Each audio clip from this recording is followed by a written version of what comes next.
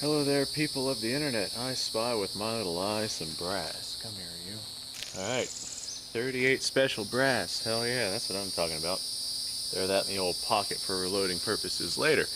Hello there, people of the internet. How is everybody doing today? I'm doing alright, thanks for asking. So, today's video is one not necessarily about a discussion, but me showing off a firearm. I was in my local gun store the other day and I picked up this right here. This is a Smith & Wesson SW40VE. These are incredibly cheap little handguns. They're obviously Glock knockoffs.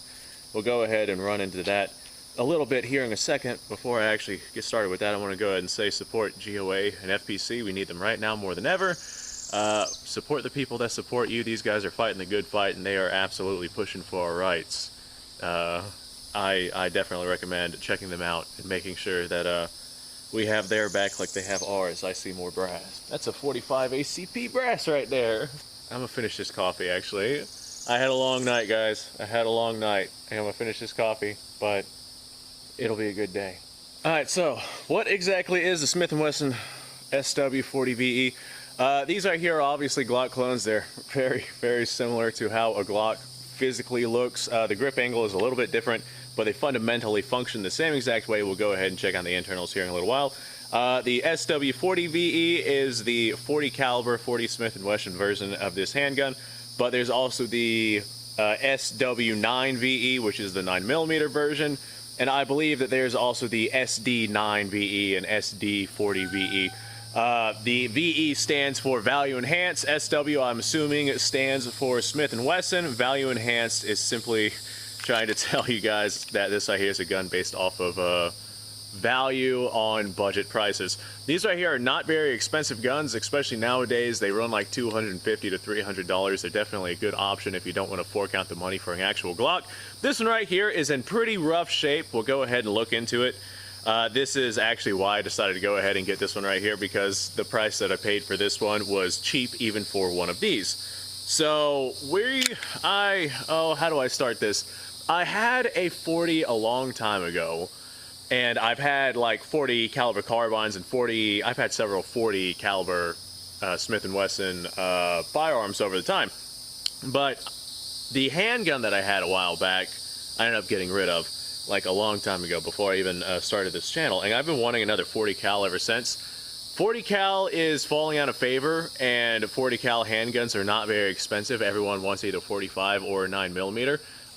So there's a lot of these actually being surplused. Well, not these right here, but a lot of 40 caliber polymer frame modern striker fired handguns being surplused onto the market from police forces that are swapping back over to 9mm. If you want yourself a 40 caliber, right now is the time to get it, because they are dirt cheap.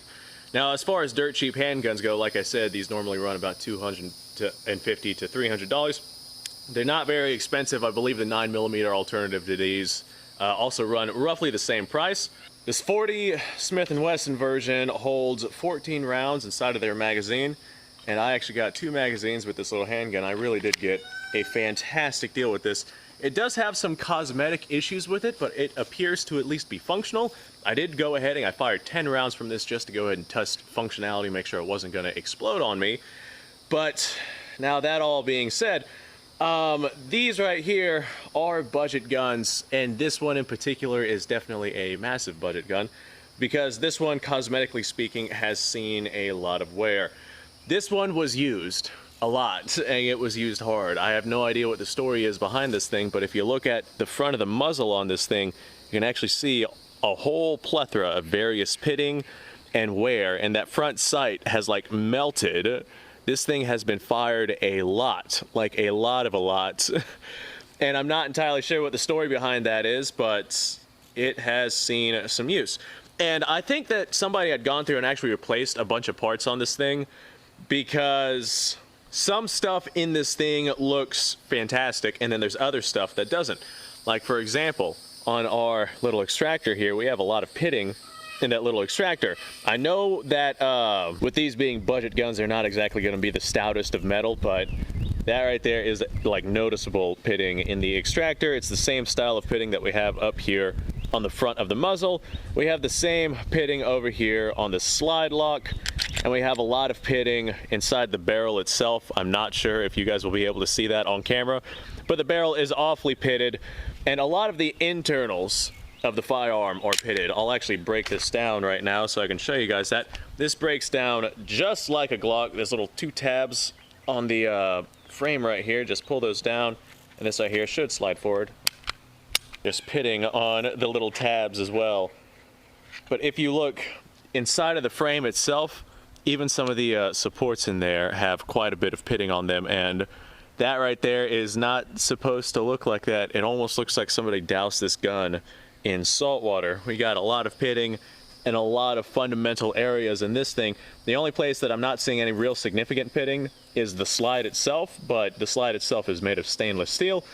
The barrel isn't too bad. The accuracy that is diminished from the pitting inside of this barrel, I'm sure will not be enough for me to notice, because I'm automatically not accurate with handguns in general. But at the price point that I paid for this thing, I'm actually very, very pleased with what it is that I actually got, because it still is reasonably accurate and it still is reliable from what I can see with the 10 rounds that I fired, or at least it didn't blow up in my hand, so that's a big plus. I'm not sure which magazine here I like better. I actually have magazines with 2 different styles of floor plate on them. One is like a sharp-ish style of floor plate, and the other is more of like a round curved style of floor plate. So yep, 2 different styles of floor plate. I'm not sure which one I like better. I think I'd like the round one better, just because it seems to fit a little bit more flush with the pistol grip here. Now, I'm told that the sights are not adjustable, but this rear sight does have a dovetail on it. I'm not sure if you'd be able to like tap that one direction or the other to adjust for windage. I haven't done it yet because this thing seems to be zeroed right where I'm wanting to aim it at. Thank you, Kevin. Those who don't know who Kevin is, he's my peacock. I got 4 of them. Welcome to my channel. But probably should have shown off the similarities between this and a Glock whenever I had it open. Alright, anyone who has ever, we got some rust on the inside too, it really does look like this thing has been like doused in salt water, or maybe it was used as a CCW for a while and that's just the remains of some dude's sweat for carrying this thing for 20 years. Anyone who's ever taken apart a Glock slide, you would know exactly what you're looking at right there. Very simple, tilting barrel, here's your recoil spring, there's not a lot going on with this. These are actually so similar to Glocks that Glock actually sued Smith & Wesson over this firearm here, and they actually won the lawsuit, so that goes to show just how similar these handguns are to Glocks. I recommend, if you want a Glock and you don't really care about having a Glock, these right here are definitely good clones, and from what I hear from people, they are surprisingly decent handguns for the amount of money that you pay. Let's talk about one of the biggest downsides of these handguns, the trigger. I hear all the time people complain about the triggers, and I was skeptical at first. These are single action only, so whenever you pull that trigger and the handgun fires, you can't pull that trigger again to fire the handgun again. It doesn't function. Anyone who does not know what single action and double action means, double action, whenever you pull the trigger, it cocks the gun and fires it. Single action, the gun has to be already cocked from, in this case, the slide moving back. Sometimes there's like a hammer on the back, you can cock it with the hammer manually. But these have to be cocked either from the slide moving back, so you don't get any double strike capabilities with these handguns. But whenever you have a double action gun, the trigger is going to be a lot heavier, because as you're pulling it, the trigger back, you're also cocking the gun, so you're fighting that mainspring. Whereas on single actions, as you pull the trigger back, all it does is drop the sear and make the gun go bang. On this one, I thought that this was a double action gun. I thought it was double action only until I started playing around with the trigger. The trigger on this thing is absolutely like ridiculously heavy, like stupidly heavy, and obviously not double action, single action only. But the trigger on these, they typically run like between 10 and 12 pounds. And I gotta tell you, this is like the absolute worst trigger I've ever felt in my entire life. They do make trigger kits to where you can like throw in a different spring in these things. It's like, I don't know, 15 bucks online plus whatever shipping is. But you can throw in a different trigger spring with this thing, and it does lighten the trigger quite a bit, and apparently that does help, but I don't really care enough to do it. I might do it down the road. Maybe I'll make a video on it. But that's down the road. This right here is right now. Whenever these guns came out, they came out in the early 90s or sometime around there. Back during that time, this was before Picatinny rail really became a mainstream thing for mounting attachments to the frame of your handgun. So a lot of handguns back in the day had their own proprietary mounts that they were using for whatever system and whatever company it is that we're talking about. In this particular case, Smith & Wesson had their own proprietary mounts. There are attachments, what are they called? Adapters. There are adapters for Picatinny rails that you can get and mount onto this thing so you can have a Picatinny rail for standard attachments.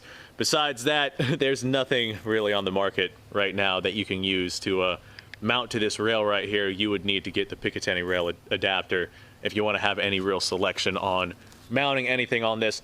I don't foresee me using this for any practical purposes. I mostly just got this because I wanted a 40 Smith & Wesson like I used to have.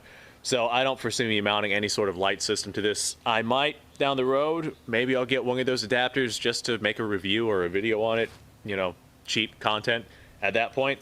But besides that, I'm not really too worried about it. If you want to pick one of these up and you want to use it as, you know, an all-around everyday handgun, and you want to use it for CCW, you want to use it for absolutely everything, and you want to mount a light to this, there is the option for the Picatinny rail. Thank you, Kevin!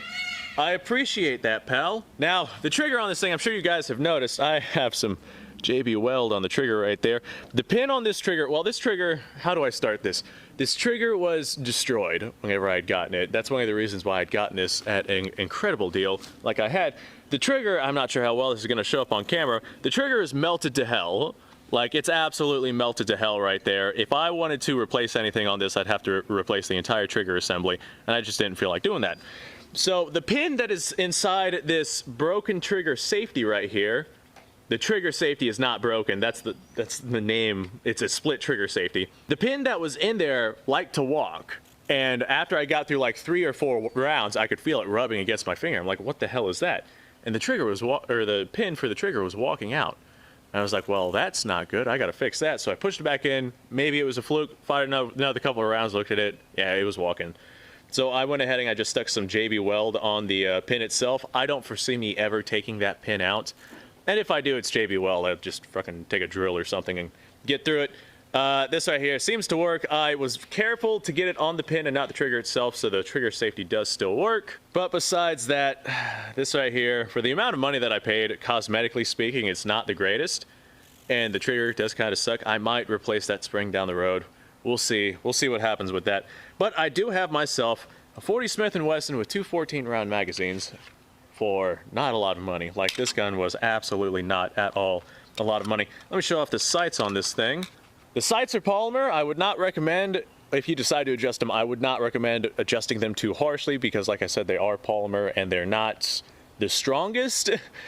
Metal sights are definitely a good way to go, but for something in this price point, I'm not surprised to see polymer sights. Like I said, the rear sight is dovetailed. You could probably tap it one direction or the other. I'm not positive about that. People have told me they're not adjustable, but I'm getting the feeling that these rear sights are at least adjustable for windage. Obviously, 3 dots on the sights. For a blind person like me, that makes it a lot easier to pick up. Whenever you're firing a handgun, you always want to make sure that you're focusing directly on that front sight. A lot of times whenever I have people come out and they fire the handgun, they'll be focusing on the target and they'll have a big wide open group. With my eyesight, just normally, that front sight is just a blur to me, right? And whenever I have a straight black front sight, it is way more of a blur. But with that big white dot right there on the front sight, that actually does make it a lot easier for people like me to be able to pick up and acquire a good sight picture. All right, I tell you what, these magazines are not fun to load. I just got 5 rounds in this thing, and that was difficult to load. Is it 4 or 5? I think it's 5. Yeah, I got 5 rounds, according to my witness hole here. Got 5 rounds in this thing. So I'm just gonna go ahead. I got a paper plate up at about roughly 7 yards. It might be 8 from this distance since I am back at the camera here. I should be able to hit that with this thing. The triggers is the biggest problem for accuracy on this thing, definitely by far. I was doing some dry fire exercises with this thing. And dry firing, even in dry fire exercise, that front sight, just with how hard you have to pull that trigger, that front sight dips down. So that might be a limiting factor. All right, I got 5 rounds of 40 Smith & Wesson. This is just Winchester white box. I'm not sure what the grainage is. Give me a minute, I'll go look at the boxing. I'll let you guys know here in a second. All right, well, we hit the plate. It's a little low, but we hit the plate. That was a little better. All right, I am pulling a little left though. Oh, that was even lower. My goodness, the trigger on this thing is god-awful. I hit the ground. I could feel, like, as the recoil takes its toll on my thumb, I could feel my trigger finger pull that front sight down. I could see it because I'm staring right at my front sight. I could see it dip down more and more every time I pull the trigger. This is one of those things that you have to work on, especially if you're going to be rocking a handgun with a heavy-ass trigger like this thing. Nice and slow now. There we go. Oh, that was a much better shot. That was almost dead center. I am rocking a little bit to the left, but I did hit my paper plate at the 7 to 8 yard mark, so let's go ahead and go check that out, actually. So the windage was actually pretty decent. I'm thinking that's actually not that bad in terms of windage. I was thinking maybe it was me, but maybe it's not me. So I was aiming center, and we are going a little bit to the left. Maybe I'm just consistently aiming a little bit to the left. But if that is the case, boy, is my aim consistent with this thing. But because of that heavy trigger and how much force I have to pull that thing down with, you can see how, as my hand grew more tired, I kept pulling down on that more and more. One of these two right here is actually my first and my last shot. Because on that last shot, I was focused on really pulling that trigger nice and slow, as heavy as it was, and keeping that front sight on target. And I should have hit center with that one, man, because that was freaking spot on. So maybe this gun just does hit a little bit left. Not that that's the end of the world with a defensive handgun like this. I mean, this is more than adequate to be able to handle whatever situation it is that you're wanting to handle. But one of the rounds did hit so low that I hit the dirt, and that has to do with this trigger. And I'm really noticing just how far that front sight gets pulled down whenever you pull this trigger. Because the trigger itself, hold on, let me put this down so it doesn't fly away. The trigger itself, showing clear, is how do I demonstrate this? It's a pivoting trigger that pivots downwards, and it does not go straight back like the 1911 does. With the 1911, whenever you pull the trigger straight back, you don't have to worry about the gun pivoting one direction or the other.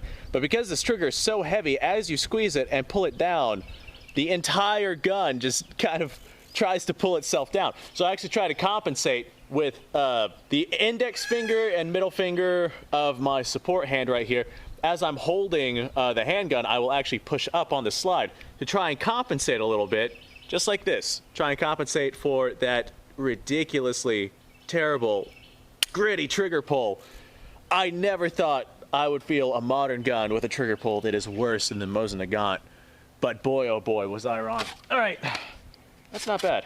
I'm gonna go ahead and put this back out there and run the other magazine, and let's see how the other magazine compares to this one. All right, so I'm hanging out at the gun range, and suddenly this wild paper plate comes from nowhere, and it starts coming at me, and I'm like, oh my God, it's a paper plate against natural habitat. It gets coming right for me. That paper plate still, I hit the ground. Hey, there we go, I hit it that time.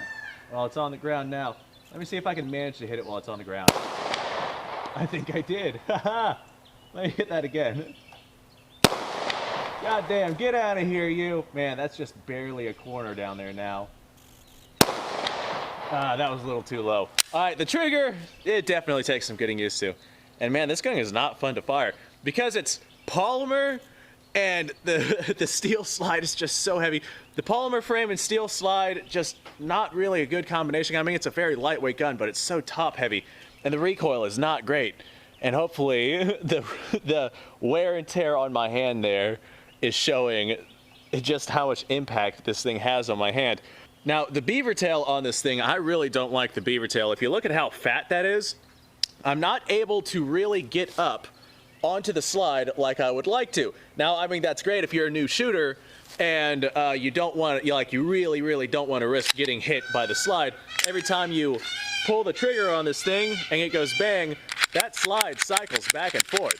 And if your hand is up here and it gets bit by that slide, then you're gonna have a bad day. And that's definitely not something that wanted to happen. And that is something that has happened to me on multiple occasions.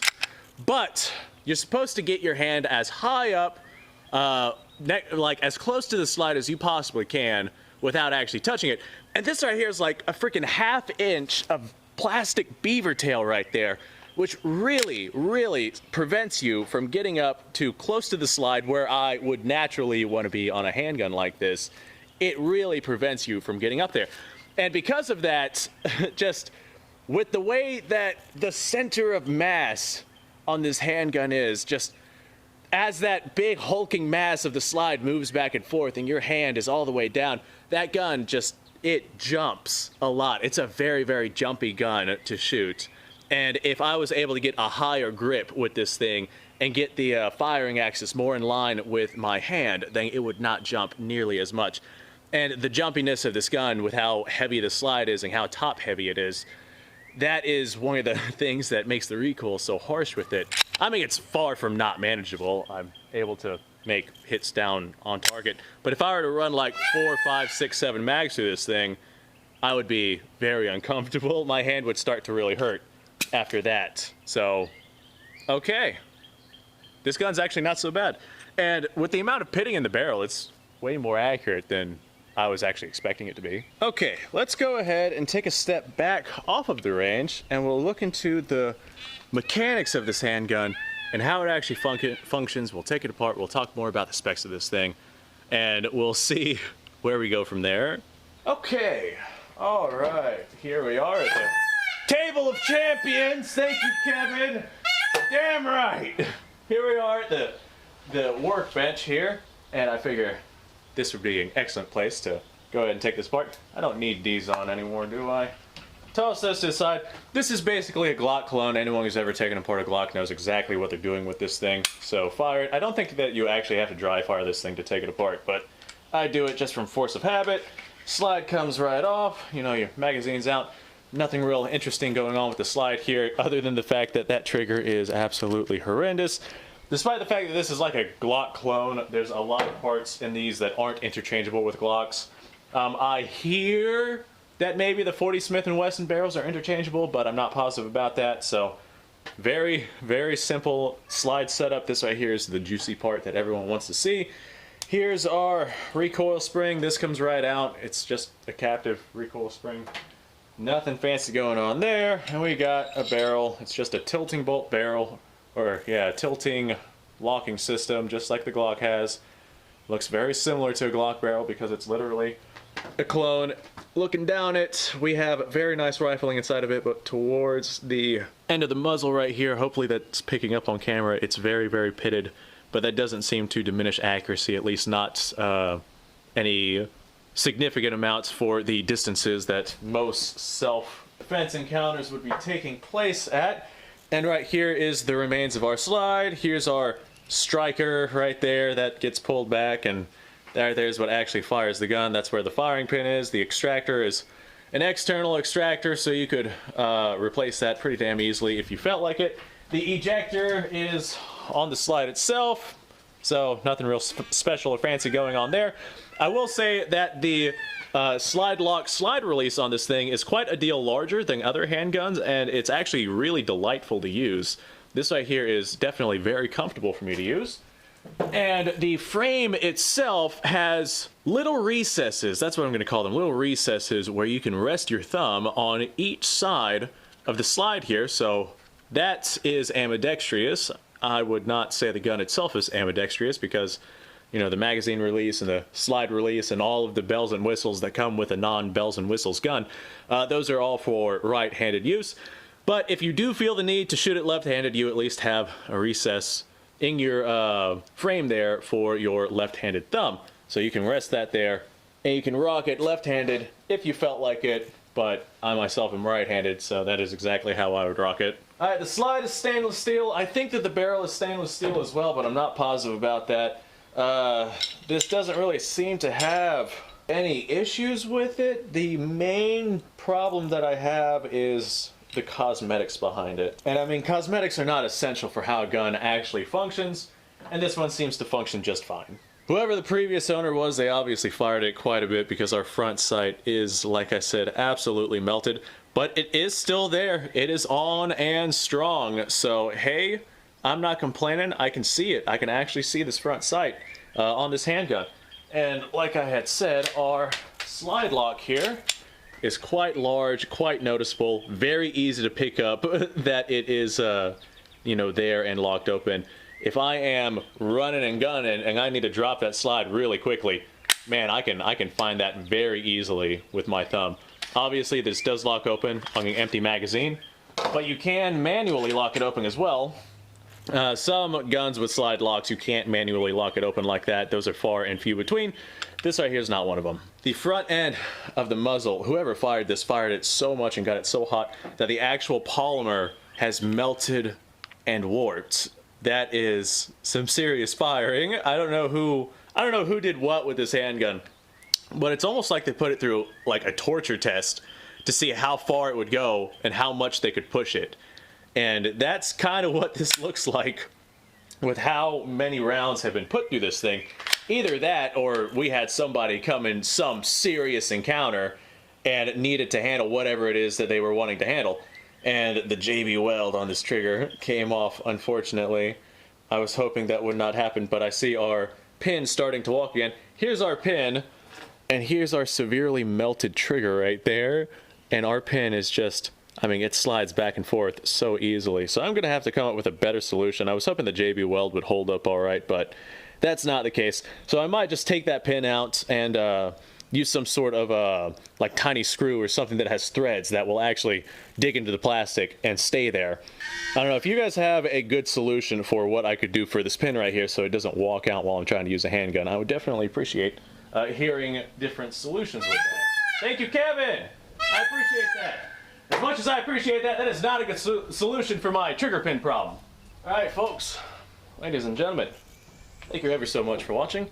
I always appreciate, man, look at Kevin over there, looking all majestic. See if you guys can see him there. If not, then I'll make you guys see him there. You know what, I'll do the outro right here with my co-host Kevin in the background there. Get out of the way so you guys can see Kevin. Good old Kevin. Thanks for watching, folks. Like the video, subscribe to the channel. Description down below has a link to all sorts of stuff. Go ahead and go check that out. I don't have much else to say in this video about this handgun. It was a lot of fun. I enjoyed my time, and that's it. So I am gonna go get some more coffee. Actually, I'm thirsty. I'm gonna go do that. You guys go have yourself a fantastic day. Thanks for watching. If you're new to the channel, like I said, welcome. Kevin says hello.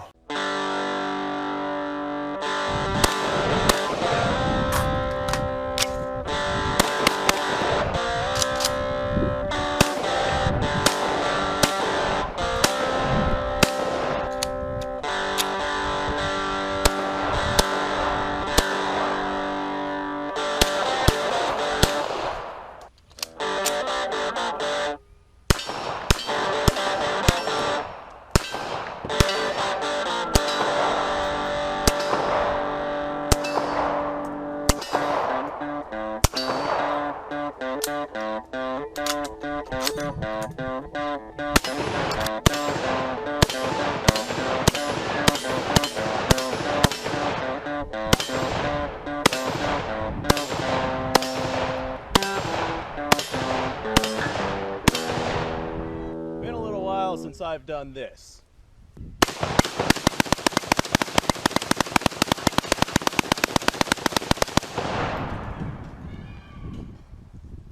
Bonnie and Clyde be damned.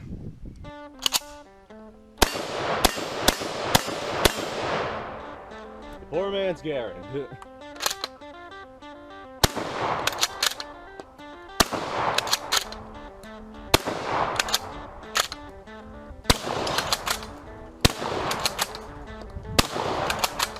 It's a shame that bolt-action shotguns aren't more mainstream.